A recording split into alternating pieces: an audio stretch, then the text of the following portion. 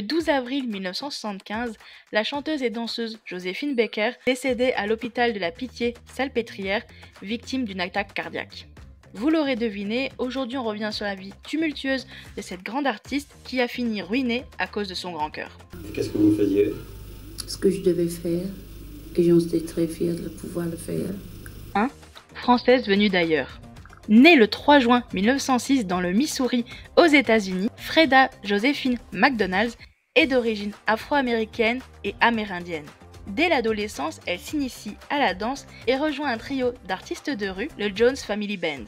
Mariée très jeune, elle gagne sa vie en dansant avant de quitter son second mari pour partir à New York tenter sa chance en 1921 sur Broadway, puis après à Paris en 1925. On la retrouve alors dans un spectacle de jazz exotique présenté au Music Hall des Champs-Élysées, la revue Nègre. Dans son imagerie, la revue convoque les stéréotypes traditionnellement assignés aux personnes noires, mais leur donne aussi la vedette. Grâce à la liberté de Joséphine, le spectacle fait exploser les carcans de la morale bourgeoise. Par-delà l'exotisme caricatural, une nouvelle forme de liberté apparaît pour ces femmes, ce qui était encore inimaginable à cette époque. 2. Le succès. Un an après le début de la revue Nègre, Joséphine Baker mène les revues aux Folies Bergères. Elle y danse, vêtue de sa fameuse ceinture banane, et commence aussi à y chanter. C'est en 1930, au Casino de Paris, où sa revue succède à celle de Mistinguett, qu'elle interprète le fameux titre « J'ai deux amours » composé par Vincent Scotto. Quand on lui demandait pourquoi cette chanson, elle répondait « Un jour, j'ai réalisé que j'habitais dans un pays où j'avais peur d'être noire. C'était un pays réservé aux Blancs. Il n'y avait pas de place pour les Noirs. Beaucoup d'entre nous sommes partis, pas parce que nous le voulions, mais parce que nous ne pouvions plus supporter ça. Je me suis sentie libérée à Paris. » En Europe, elle accumule les succès. Elle est nommée reine de l'exposition coloniale en 1931, puis elle joue dans Zouzou avec Jean Gabin, ainsi que dans Princesse Tam Tam.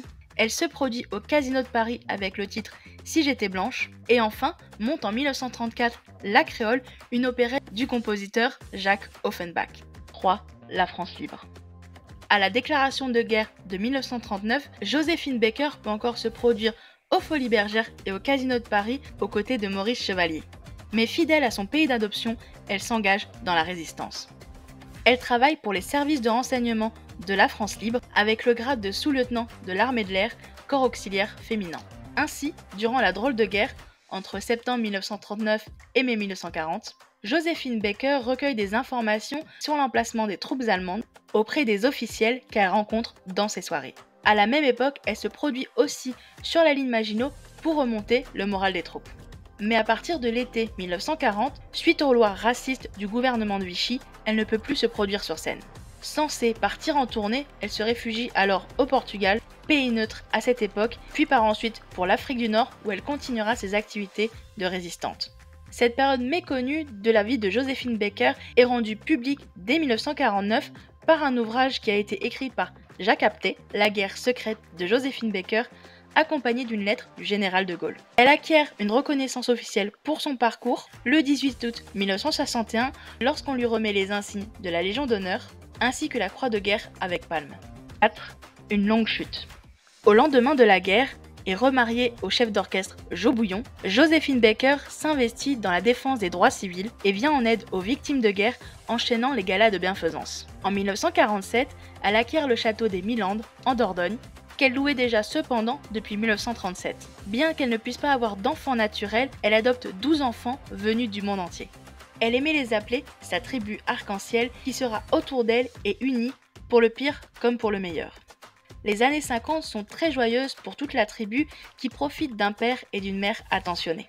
Malheureusement, les prémices d'une faillite prévisible mirent fin au bonheur. Au-delà d'une tendance à la dépense due à un train de vie fastueux, Joséphine fut abusée par un grand nombre d'artisans peu scrupuleux qui lui feront payer plusieurs fois les mêmes factures. Sa générosité sans limite la pousse vers un endettement effroyable. Son art n'attire plus et le cabaret ne fait plus autant recette.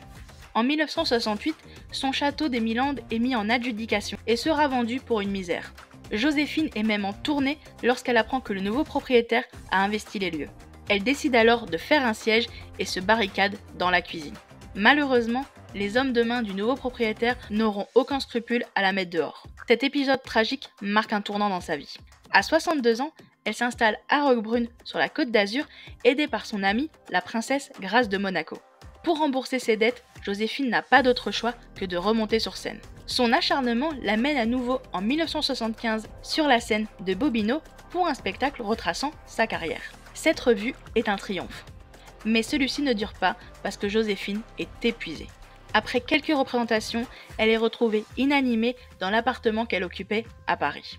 Transportée d'urgence à l'hôpital de la Pitié-Salpêtrière, elle meurt le 12 avril 1975 des suites d'une hémorragie cérébrale à 5h30 du matin. Ses funérailles ont lieu à l'église de la Madeleine le 15 avril 1975 et elle sera inhumée à Monaco où sa dépouille repose encore.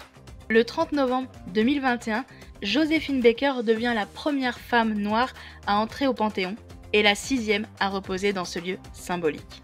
Cet événement historique est présenté comme un symbole puissant d'unité, d'émancipation et d'universalisme à la française.